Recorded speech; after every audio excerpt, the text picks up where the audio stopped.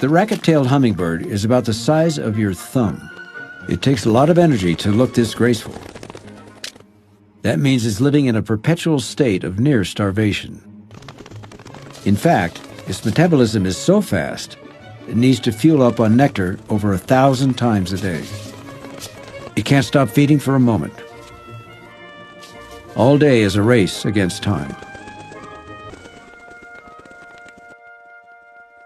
The racket-tail isn't the only one hunting for nectar in the forest flowers. Bees are too, and they don't like to share.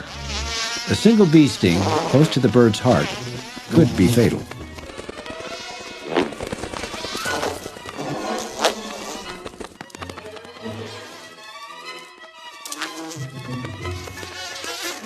But time is on the racket-tail's side. Rain is about to intervene.